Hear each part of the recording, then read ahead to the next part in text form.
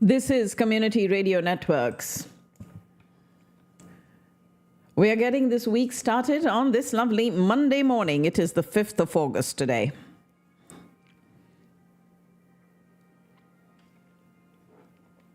And we'll start with the world news coming up for you first.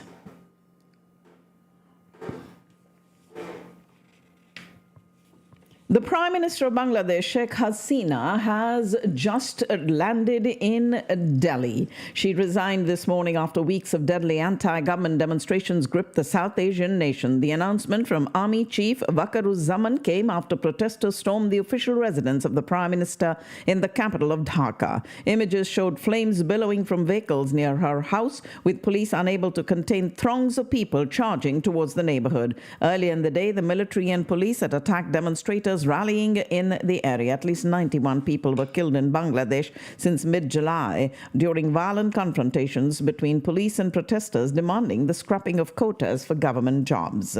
The MHAs are closely monitoring the developments in Bangladesh from India, and acting general of the BSF, Daljit Chowdhury, has reached Kolkata to review the security out there. Moments after Bangladesh Prime Minister Sheikh Hasina stepped down and the country's army formed an interim government in Dhaka, the Border Security Force has put all its posts on the entire 4,000-kilometer-long border on high alert.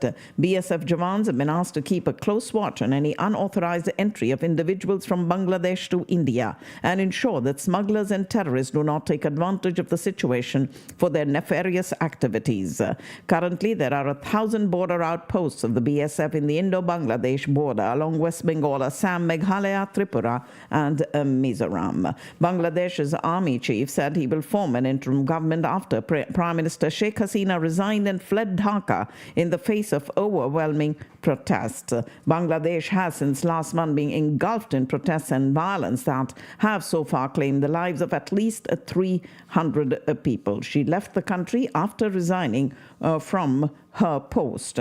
And we have news that she has just arrived at the Hindon Air Base right at New Delhi. It was reported earlier that she left her palace in the capital for a safer place and flew in a military helicopter with her sister and headed to West Bengal first and landed in Agartala, the capital of Tripura in India.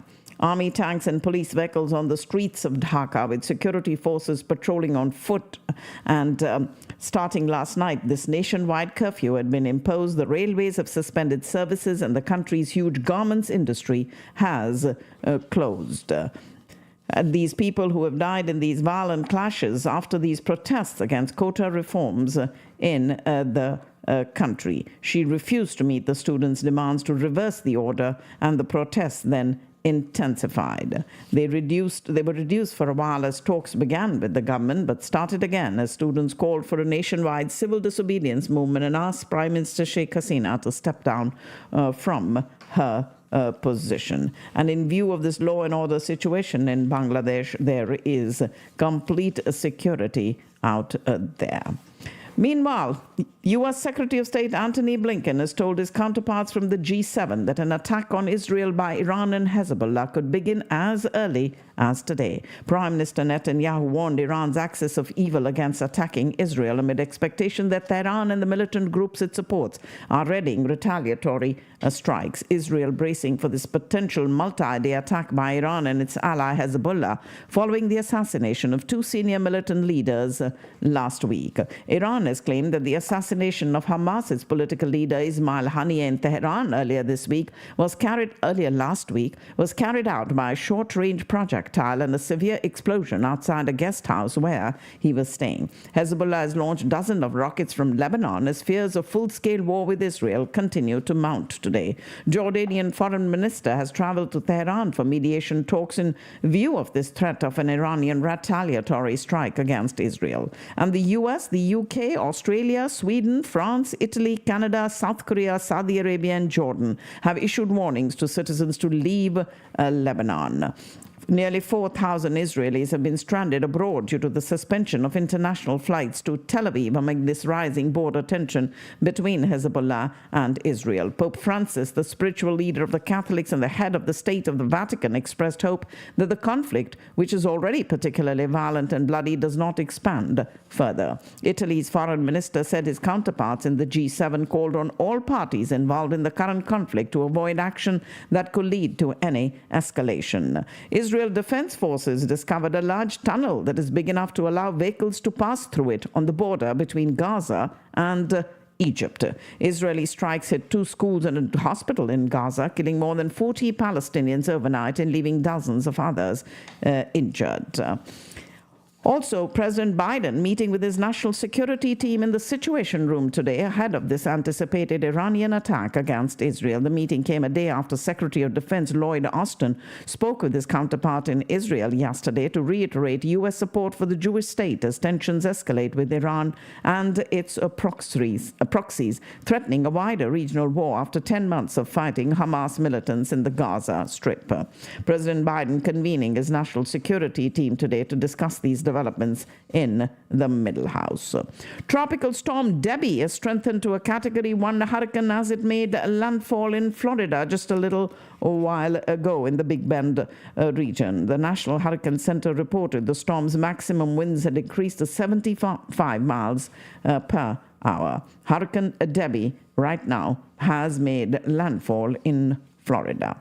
Vice President Kamala Harris will set out this week on a swing state campaign blitz, giving her a far heavier travel schedule than her opponent, former President Trump. A critical week for her. She's rushing to introduce herself to voters with just 3 months until Election Day, and it'll be the first time she will appear with her yet-to-be-announced running mate. Starting tomorrow, she will campaign across 7 swing states over 5 days, one of the heaviest weeks of campaign-related travel in the general election. Her team has vetted 6 contenders to her running mate: Kentucky Governor Andy Beshear, Transportation Secretary Pete Buttigieg, Senator Mark Kelly of Arizona, Illinois Governor Pritzker, Pennsylvania Governor Josh Shapiro, and Minnesota Governor Tim Walz.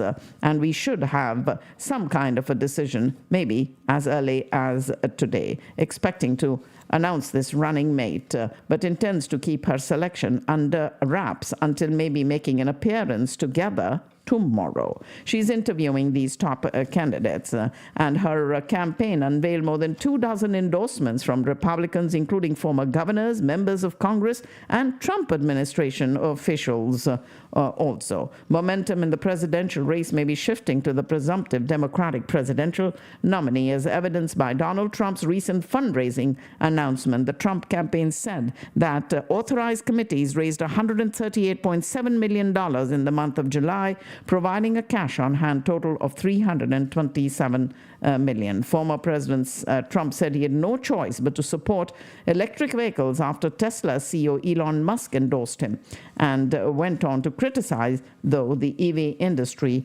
at length. Now, the Harris campaign has reported that it raised $310 million last month with a cash-on-hand total of $377 million.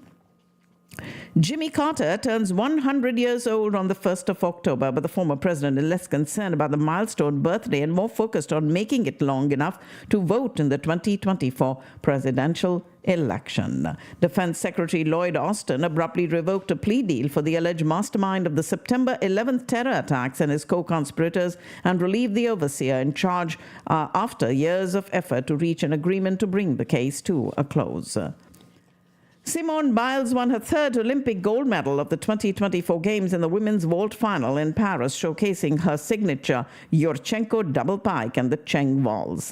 But she did not make it to the 4th just a little while ago. The 27-year-old averaged 15,300 across her 2 vaults to win the 7th Olympic gold of her career. And an American is once again the world's fastest man. Noah Lyles earned the title that the gold medal in the men's 100-meter dash by the slimmest of margins, just 0.005 of a second last night outside Paris, exploding down this track at the Stade de France and leaning in to cross the finish line ahead of another favorite from Jamaica. And after all the talk and hype, Noah Lyles duly delivered when it mattered most by winning the closest ever Olympic 100-meter final. The United States' Bobby Fink, meanwhile, smashed the 12-year-old 1,500-meter world record on his way to the Olympic gold. A Swedish veteran capped her fifth games by sealing the 50 to 100 meters freestyle double. Novak Djokovic completed his career Golden Slam as the 37-year-old Serb fought off Spain's Carlos Alcaraz in a magnificent Olympic men's singles final battle at the Roland Garros yesterday. And the season 2 finale of House of Dragon that aired last night kept on teasing a big battle scene, the kind of signature Game of Thrones style battle where kings and queens try to take what they believe is rightfully theirs. But we'll have to wait a little longer to see it. The Thrones prequel series opted for an overture to what will be some major action in season 3. Japanese stocks suffered their biggest ever daily loss today as fears about a U.S. economic slowdown sent shockwaves through the global markets. The Nikkei 225 index of leading stocks in Tokyo lost a staggering 4,451 points, its biggest drop in history. Japan's benchmark stock index plunging 12.4% today, compounding a global market rout that, set off by investor concerns that the U.S. economy could be headed for a recession. A sell-off in markets around the world has quickened pace as investors grow uneasy about signs of the slowing U.S. economy, with stocks tumbling across Asia. South Korea's benchmark Kospi index fell more than 5%, and equity markets in Taiwan, Singapore, Australia, and Hong Kong were also lower. And the declines are expected to continue today in Europe as well as the United States. And Wall Street stock sell-offs are set to intensify in a major way today as concerns mounted over the health of the U.S. economy. The Dow Jones Industrial Average futures lost 800 points before the bell, and the Nasdaq 100 futures crushed by nearly 5% after the tech-heavy index entered into a correction with last week's sharp losses. Wall Street's fear gauge soared, reaching its highest level since the early days of the COVID-19 pandemic, and Wall Street's busiest week of the summer sent stocks tumbling as a weak July jobs report surfaced concerns over the health of the U.S. economy, and the big tech earnings failed to ease investor fears. And this week also won't provide much new macroeconomic fodder for investors. The shares of Apple suppliers slumped before Berkshire Hathaway nearly halved its stake in the iPhone maker. Wall Street sell-off was set to intensify today in a major way as U.S. employers added fewer than expected non-farm jobs last month as the country's unemployment rate ticked up for the fourth consecutive month to 4.3%. And this drop followed the U.S. jobs report. New research, meanwhile, revealing that students are taking a less traditional route after graduation. Contrary to popular belief, only half of the recent high school graduates are planning to attend a 4-year college or university. And offices across North America see every day an apparently casual, as if it is a Friday. A new survey finds most people don't dress up for work anymore. And a new poll showed that suiting up is a thing of the past, as 33% of men don't even own a suit. TikTok has failed to stop children from joining the app and has unlawfully collected their personal data, and the U.S. Justice Department alleged in this lawsuit against TikTok. Intel shares fell, and it is America's second largest oil and gas company that is moving its global headquarters from California, its home state for more than 140 years, to Houston, Texas. It is Chevron relocating its headquarters from San Ramon in California to Houston, Texas. We also have a release list of the best bars in America that have been ranked, 27 of them, not in any particular order, but thought I would let you know that there is one in Texas, and it is the Sahara Lounge in Austin.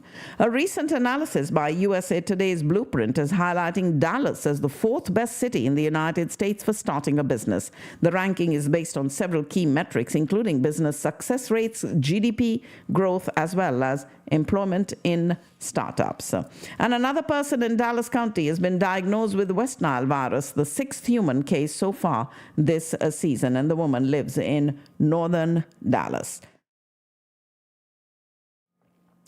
U.S. Customs and Border Protection officers in Arizona said they recently seized the largest amount of fentanyl pills in the agent's history. A 20-year-old detained at the Lukeville port of entry after attempting to transport around 4 million fentanyl pills weighing more than 1,000 pounds. The Biden administration expanding areas where migrants can apply online for appointments to enter the U.S. to a large swath of southern Mexico, potentially easing strains on the Mexican government and lessening dangers for people trying to reach the U.S. border to claim asylum. A Mexican journalist, meanwhile, who covered one of the country's most dangerous crime beats, was killed by gunmen yesterday, and 2 of his government-assigned bodyguards were wounded. The European Union will not recognize the result of the presidential election in Venezuela without the full disclosure of the official voting record. And the United Kingdom woke up this morning to city streets covered in debris and smoldering rubbish as a weekend of far-right anti-immigrant demonstrations, stoked by conspiracy theories spread on social media, erupted into violence in 7 cities across the United Kingdom.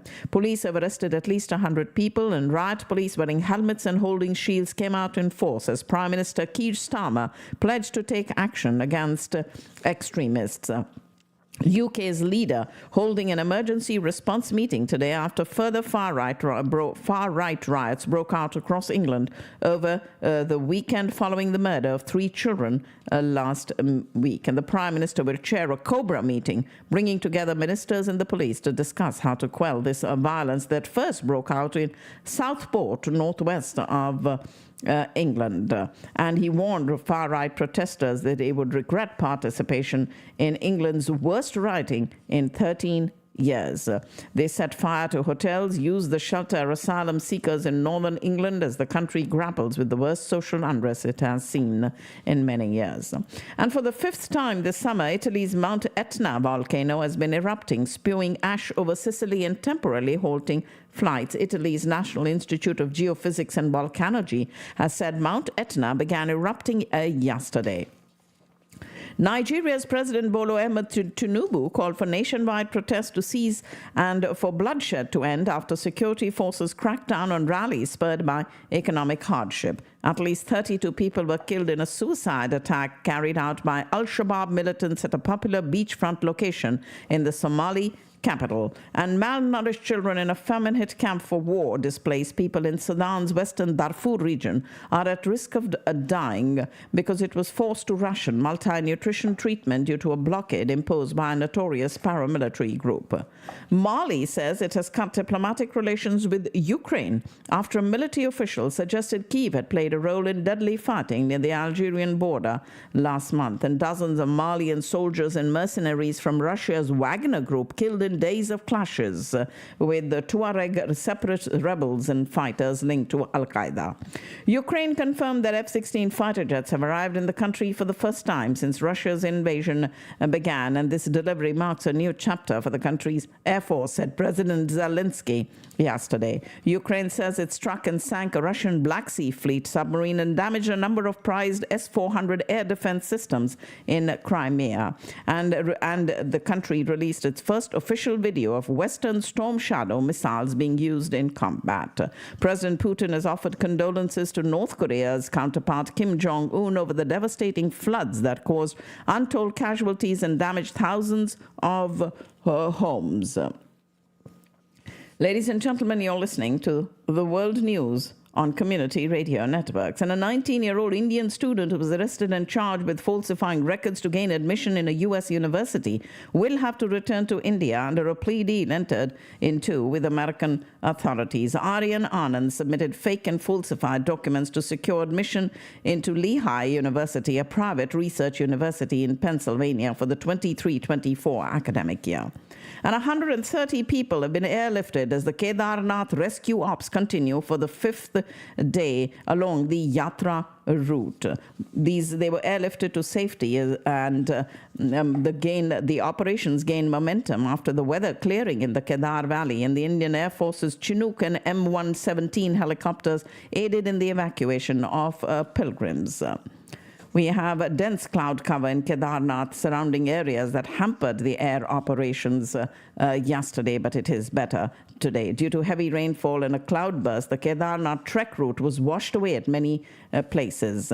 Meanwhile, the army has started the construction of a footbridge on the Sonprayag road on the Kedarnath National Highway. And the Indian Meteorological Department issued a red alert for western Madhya Pradesh, eastern Rajasthan, Gujarat, and the Konkan region, as well as Goa and central Maharashtra, saying the states in the region would receive heavy to extremely heavy rainfall.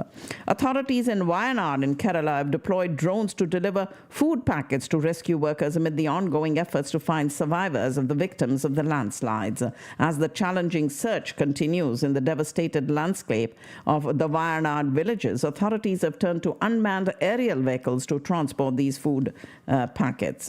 A total of 221 bodies and 166 body parts of the landslide victims have been recovered so far. As concerns over a potential U.S. recession prompted investors to move away from riskier assets, the Sensex opened today's trading session more than 2,400 points lower, while the Nifty fell below the 24,000 mark due to heavy selling in major stocks. The first Monday of August today brought with it an alarming stock market crash, the waves of which are being felt cross-continent. And the recent stock market crash has commanded a near-global impact. Not only has India been affected, but of course, as we mentioned earlier, many other markets. And for some context, the major motivating factor in this unprecedented Black Monday has been the dismal U.S. jobs report. The Indian rupee closed at its weakest level today, pressured by likely outflows from local equities and the unwinding of carry trades as fears of an economic slowdown in the U.S. roiled the markets. West Bengal Assembly unanimously passes a resolution against the division of the state. That was dividing the state of West Bengal, unanimously passed in the State Assembly, with both the ruling Trinamool Congress and the opposition BJP affirming their commitment to the state's unity and development. M.K. Stalin is yet to decide on Udayinidhi's elevation as Deputy Chief Minister. The Tamil Nadu Chief Minister admitted growing demands within the DMK to elevate his son to Deputy Chief Minister. Jammu and Kashmir BJP is marking their 5th anniversary today of the abrogating Article 370, and the BJP is set to celebrate the 5 years since this abrogation in Jammu and Kashmir. The opposition, however, has announced plans to protest against this move. Meanwhile, as a security measure, the Amarnath Yatra has been suspended for a day. Security been beefed up across Jammu and Kashmir as the BJP is holding its Ekatma Mahotsav rally commemorating the 5th anniversary of the abrogation of Article 370, slamming the BJP for organizing this rally to celebrate. The opposition bloc, including Congress and the People's Democratic Party, termed August the 5th a black day. It is Jammu and Kashmir Chief Minister Mehbooba Mufti and several NC and PDP leaders who were placed under house detention as a precautionary measure on the occasion of this 5th anniversary. There have been also a security grid in Jammu and Kashmir as it was put on high alert. And as India marks the 5 years since India revoked the special autonomy, Prime Minister Shehbaz Sharif across the border called on New Delhi to move from dispute denial to dispute resolution for lasting peace in South Asia. Pakistan observing Yom-e-Istihsal, the exploitation day, today to mark that 5th anniversary of India revoking Kashmir's special autonomy and to show solidarity with the Kashmiris. Prime Minister Shehbaz Sharif said that whatever China was doing for Pakistan, no other country could do, and reiterated that relations with Washington should be repaired, but not at the cost of ties with Beijing. The Prime Minister, who had a busy weekend, met with a group of journalists at his model town residence in Lahore.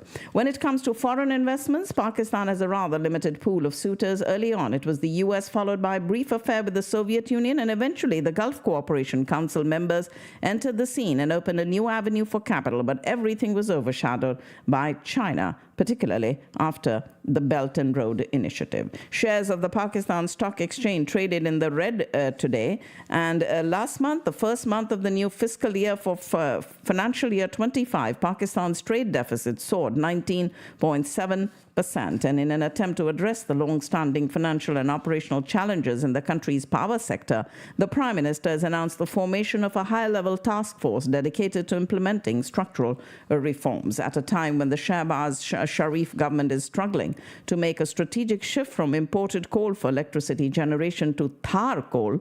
The recent NEPRA decision to revise upwards the total project cost and tariff of the proposed 300-megawatt Gwadar power project based on imported coal is quite surprising. Former Prime Minister Imran Khan has claimed that the army owes an apology to him since he was abducted by the Rangers on the 9th of May last year. The PTI leader's remarks came during a media talk at the Adiala jail, where he was asked what the army wants those behind violent protests to apologize and whether he would tender that apology. He further said he was arrested by the Rangers, which is headed by a serving Major General from the premises of the Islamabad High Court. Ladies and gentlemen, that's all I have in the world news for you today. I do have the next segment of the program coming up soon. Stay with us right here on Community Radio Networks.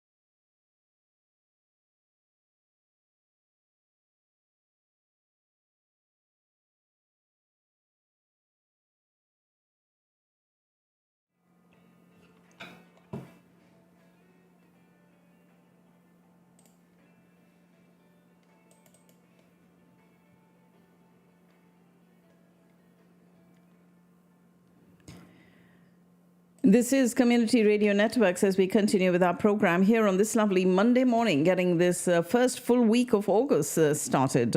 And here's first are some stories from the annals of history that happened on the 5th of August. After several unsuccessful attempts, the first telegraph line across the Atlantic Ocean is completed, a feat accomplished largely through the efforts of American merchant Cyrus Westfield. The telegraph was first developed by Samuel Morse, an artist turned inventor who conceived of the idea of the electric telegraph in 1832. But several European inventors proposed such a device, but Morse worked independently and by the mid of the 1830s had built a working telegraph instrument and perfected the Morse code, a set of signals that could represent language and telegraph messages. He inaugurated the world's first commercial telegraph line with the message, "What hath God wrought?" sent from the U.S. Capitol to a railroad station in Baltimore. And within a decade, more than 20,000 miles of telegraph cable crisscrossed the country.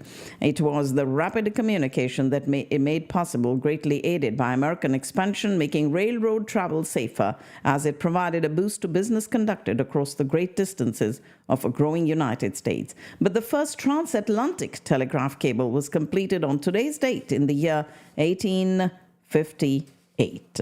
And on the 5th of August in 1914 that the world's first electric traffic signal is put into place on the corner of Euclid Avenue and East 105th Street in Cleveland, Ohio. On today's date in 1914, it was the first electric traffic signal that was installed. And on the 5th of August in 1914 itself, the German army launches its assault on the city of Liege in Belgium, violating the latter country's neutrality and beginning the first battle of World War I. It was the German assault on Liege that began this first battle of World War I on today's date in 1914. And on the 5th of August in 1944, Polish insurgents liberate a German forced labor camp in Warsaw, freeing 348 Jewish prisoners who joined in a general uprising against the German occupiers of the city. And hundreds of Jews were freed from forced labor in Warsaw on today's date in 1944. And on the 5th of August in 1957, TV's American Bandstand began broadcasting nationally, beaming images of clean-cut average teenagers dancing to the not-so-clean-cut Jerry Lee Lewis. A whole lot of shaking going on to 67 ABC affiliates across the nation, and the show would become an iconic expression out there of American teen culture. Television, rock and roll, and teenagers. In the late 50s, when television and rock and roll were new and when the biggest generation in American history was just about to enter its teens, American Bandstand goes national on today's date in 1957.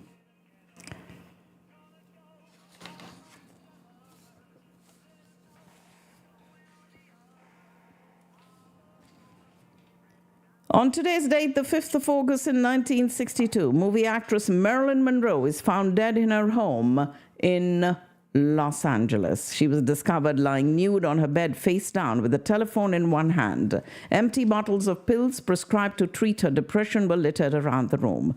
After a brief investigation, Los Angeles police concluded that her death was caused by a self-administered overdose of sedative drugs and that the mode of death is probably suicide. Marilyn Monroe was found dead in her home on today's date in the year 1962. Representatives of the U.S., the Soviet Union, and Great Britain signed the Nuclear Test Ban Treaty, which prohibited the testing of nuclear weapons in outer space, underwater, or in the atmosphere. And this treaty was hailed as an important first step towards the control of nuclear weapons, signed on today's date in 1963, the Nuclear Test Ban Treaty.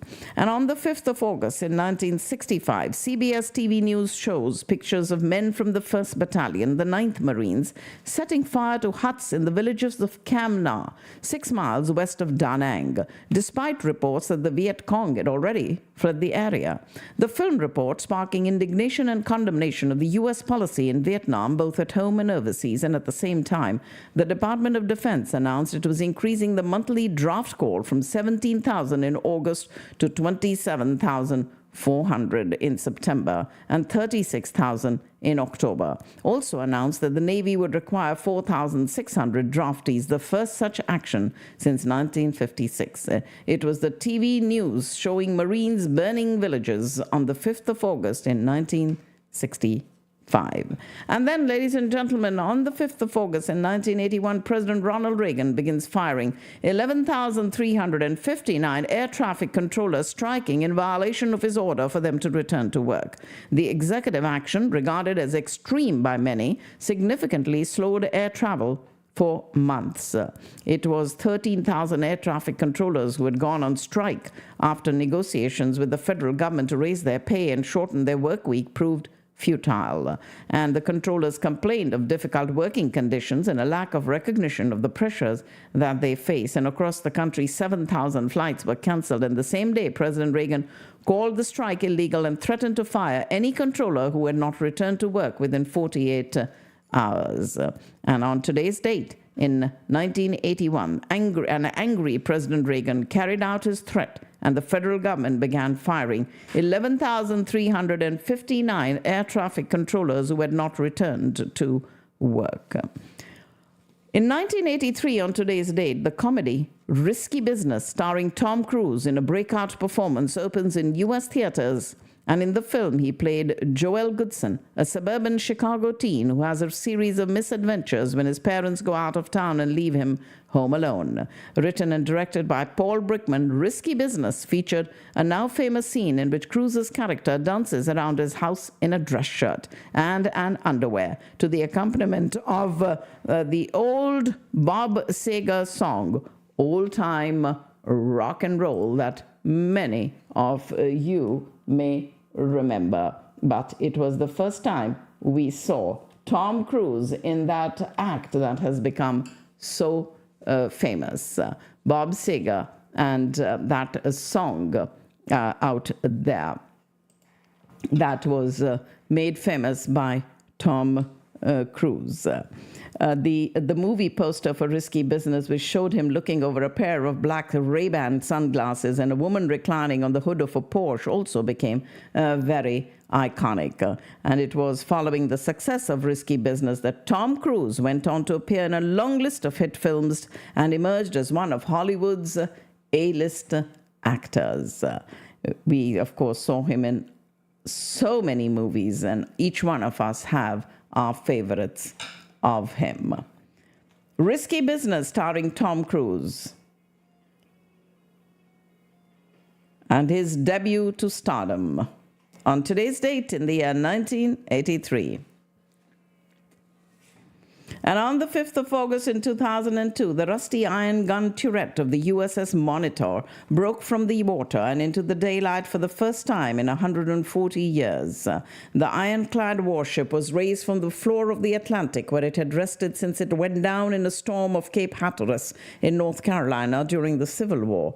Divers had been working for 6 weeks to bring it to the surface.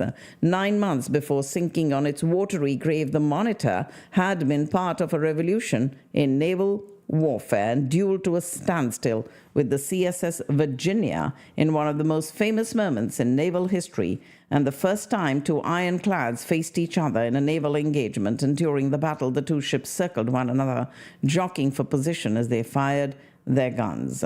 Divers recover the USS Monitor's turret on today's date in the year 2002. Those were some stories from the annals of history that happened on today's date. And for all this information, we are thankful to Discount Power, providing all this information on Community Radio Network. Also, Houston EB5, the Aluwalia Law Offices, the Wyndham Hotel in Irving, Digital X-Force, Kinza Law, Michaelachi, Ruchi Palace by Michaelachi, Sri Vimal, Vimal's Venue, Eggholic, Mystic Mandala, as well as Flash Brush Productions.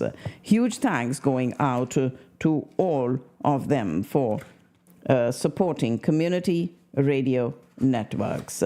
This weekend, we did have the Life Transformation with Swami Mukundananda that has started, and every evening up to the 9th this week, the Radha Krishna Temple will host this from 6 to 9 in the evening. The North Texas Job Fair will be happening on the 8th this week, and it is being hosted by U.S. Congresswoman Beth Van Dyne in partnership with the U.S. India Chamber of Commerce, and that is at the Texas Rangers Stadium. For those of you looking for a job, you can register at myntxjobs.com. This 9th of August, it is Madhuri Dixit on this Friday who is going to be here at the Malachite Room at the Renaissance in Addison. And for those tickets, you can go to 360shows.com. Wish Wins Spellathon has been, of course, going on, and we do have the semifinals on the 9th and 10th this week for the juniors, and then the semifinals for the seniors will be on the 11th and 12th. On the 10th of August this week, on the Saturday, this Saturday, there is a rhythm of excitement as a magical night with Shabir Kumar, Prashant Naseri, Sanjeev Belande, and Abhinandan Sarkar. It's called Yade, reminiscing the songs of Kishore Kumar, Lata Mangeshkar, and Muhammad Rafi at the Grand Center in Plano this Saturday. Next week, on Saturday and Sunday, there's a 2-day holistic festival of life and wellness happening on 17th and 18th August, both days from 11 to 5 at the Cotton Mill, McKinney, brought to you by Mystic Mandala. Free admission, and you can get more information at holisticfestivaloflife.com to register. For more information, you can also call Vijay at 972-750-1419. On Sunday the 18th, the Pakistan Society of North Texas is bringing to you a celebration of Pakistan's Independence Day. It's called Qaid Mela, and there will be a live performance by Farhan Saeed and Sabah Kamar. All this at the Frisco Flyers Event Center on Sunday the 18th. We have also on the 18th at the Dallas Museum of Art in downtown Dallas a new exhibition opening called Frida, Beyond the Myth, coinciding with the 70th anniversary of Frida Kahlo's death. And this is composed of over 60 works across media, paintings, drawings, prints, and photographs. And the exhibition will explore the life of one of the 20th century's most well-documented artists, one who continues to elude our understanding of her as an individual. Mark the 22nd of this month for the Wellness and Workplace Conference, brought to you by the U.S.-India Chamber of Commerce. And on the 31st of this month, the India Association of North Texas inviting you to their 47th Anand Bazaar. That's right, they've been doing the Anand Bazaar to celebrate India's independence for 47 years. It's going to be one more time at the Frisco Rough Riders Stadium on Saturday, the 31st of August, and the music concert is free. The entry is free, the music concert is free, and our performer this year is Kanika Kapoor, and I know you're going to love this at the Frisco Rough Riders Stadium. Join the Brahma Kumaris of Dallas in welcoming Sister Shivani, a globally renowned spiritual teacher and motivational speaker, as she guides us with ancient wisdom to bring hope and clarity in times of confusion and chaos. 2 to 4 on Sunday, the 8th of September, the Credit Union of Texas Event Center, and that, ladies and gentlemen, is in Allen. We do have also some more dates for you all to mark. The 13th, 14th, and 15th of September, Season 2 of Mughal-e-Azam, the Broadway-style musical, one more time at the Dallas Musical Hall in Fair Park. And we have this being brought to you by Cinema on Stage. Flashbrush Productions brings you a bridal expo on the 14th of September from 10 to 7 at the Frisco Hall. This wedding expo has opportunities for sponsorship as well as vendor booths, and for that you can call Priya at 972-963-09 19th of September is North Texas Giving Day, and 13th of October, the Dallas Festival of Lights, the Grand Diwali Mela at the South Fork Ranch on the 13th of October. Please mark all these in your calendars, and we will have more details coming up as we get closer to these dates. And that, ladies and gentlemen, is my show for today. Hope you found it informative, and for those who would like to reach me directly, my number is 214-675-1754.